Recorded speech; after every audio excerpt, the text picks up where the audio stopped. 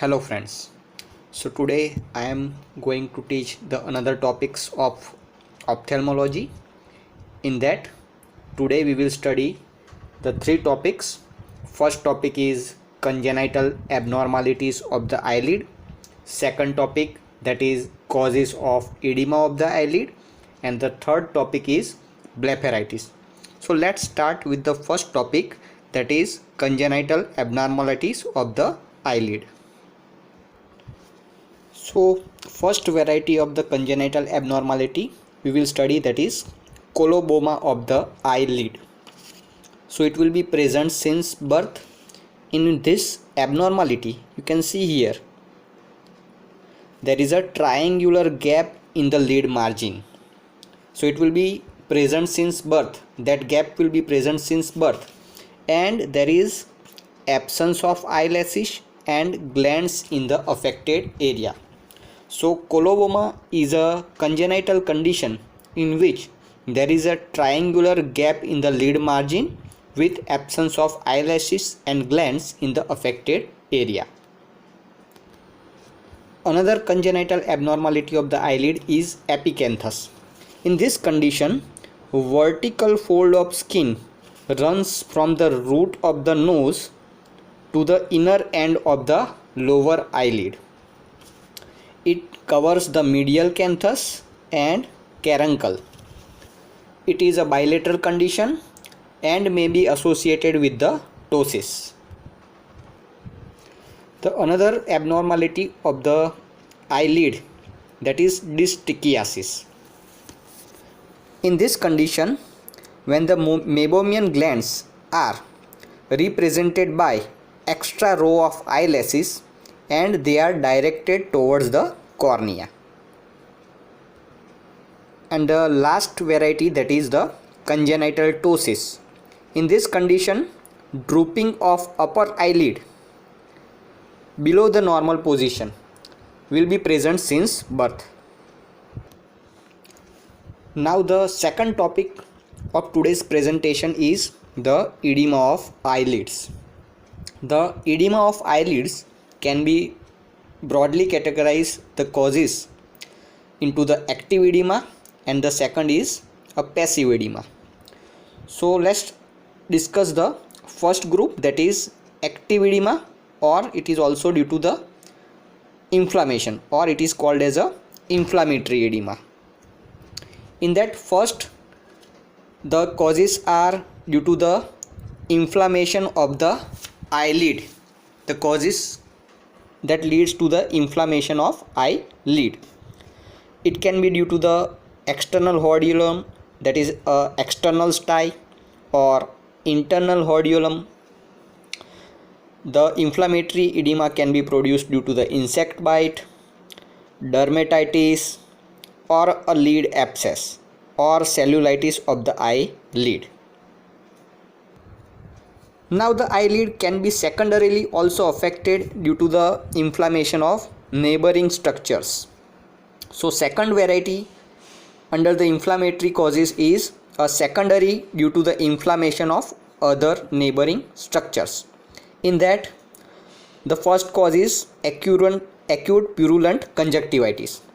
So suppose there is a person is suffering from a acute purulent conjunctivitis, the infection spreads into the eyelid, then it is a due to the secondary inflammation of neighboring structure. The second cause is acute membranous conjunctivitis or pseudomembranous conjunctivitis. It can be also produced due to the iridocyclitis. So if the person is having iridocyclitis, then after that he suffers from the edema of the eyelid. Another cause is acute dacryocystitis, that is the inflammation of nasolacrimal sac. So if the person is having a dacryocystitis, and then he develops the edema of the eyelid.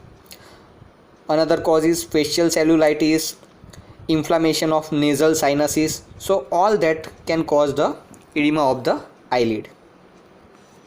Now the second group of causes, that is due to the passive edema. In that, the causes like a congestive cardiac failure, renal failure, cavernous sinus thrombosis, angioneurotic edema, all that can lead to a development of passive edema into the eyelid. Now the third topic of today's presentation is blepharitis. So what is blepharitis? It is a subacute or chronic inflammation of lid margin. Now let us see what are the causative factors of the blepharitis. So predisposing factors, in that first is age. Age wise, if you see, generally commonly it is seen in the children, but a person of any age group can suffer from the blepharitis. Apart from that, external irritants like dust, wind, smoke, cosmetics can also act as a predisposing factors in production of blepharitis. Unhygienic condition, eye strain due to the error of refraction, all that are work as a predisposing factors of the blepharitis. The other predisposing factors are constitutional factors. In that, in skin, if there is a tendency to seborrhea, that can also cause or lead to a blepharitis. Toxic factors, for example, alimentary, intoxication and septic focus. Allergic factors, example is eczematous condition of skin, can work as a predisposing factor. Apart from that, inflammation of neighboring structures like chronic conjunctivitis, chronic dacryocystitis, that can also work as a predisposing factor. Another cause is infection with parasite Thyrus pubis, that can cause a blepharitis, and that condition is called as a Thyriasis palpebrum. The commonest causes in this production of blepharitis, if you see, that is dirt and staphylococcus, mainly in the children. Apart from that, the other important cause is seborrhea in adolescents and allergic sensitization in the adult. So these are the main or chief causes that can lead to a production of blepharitis. Now whenever the case of blepharitis comes to a clinic, it will be presented into the two varieties. The first variety, that is squamous blepharitis, and the second variety, that is ulcerative blepharitis. So let us see what are the features that is present in the squamous blepharitis. The symptoms that are present in the squamous blepharitis is discomfort in the eye, but there will be no pain. And the another symptom in untreated cases, that is presence of epiphora. It will be produced due to the anatomical changes in the lid margin. The sharp posterior border tends to be rounded. Now clinically, when you examine the eyelid, there will be a presence of white scales like a dandruff on the lid margin that will be present. And on removing scales, the lid margin appears hyperemic, but there will be no presence of ulceration.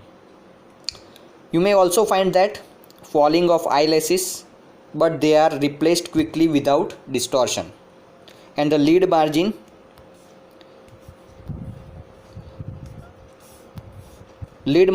may be thickened. Now the second variety of clinical presentation, that is ulcerative blepharitis. In that, the symptoms will be a soreness in the lid margin. There will be a presence of lacrimation, itching and photophobia. Now when you clinically examine, there will be a presence of yellow crust that is deposited at the root of the eyelash, and the lashes are glued together. Now in this variety, when you remove this crust, a small ulcer will appear at the base of the lashes and it will bleed freely. There will be also falling of eyelashes, which will be not replaced, or if replaced, the laces will be misdirected. Now suppose if a person develops a ulcerative blepharitis, what will be the sequel of this ulcerative blepharitis? So first possibility is production of madarosis.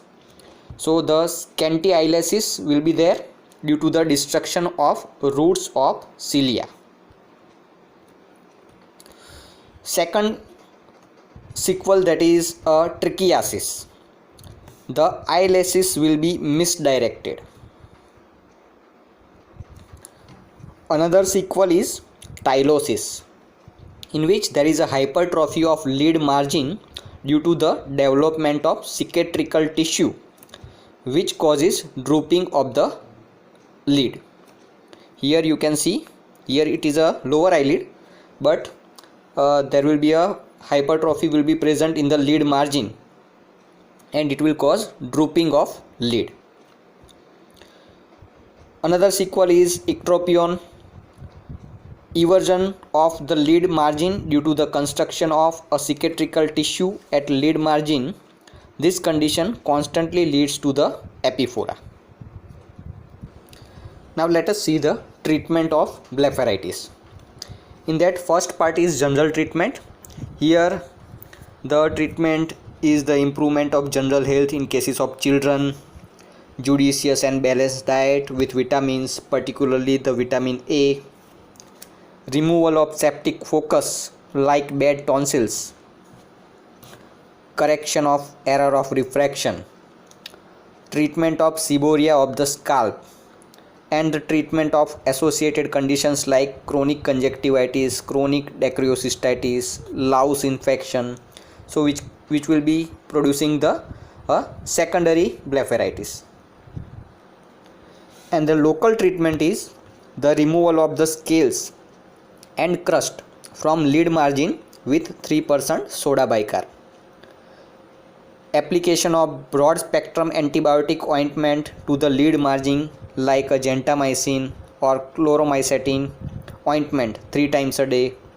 After healing of ulcers, hydrocortisone ointment 1% can be applied to the lid margin 3 times a day to remove the congestion and of any allergic factors.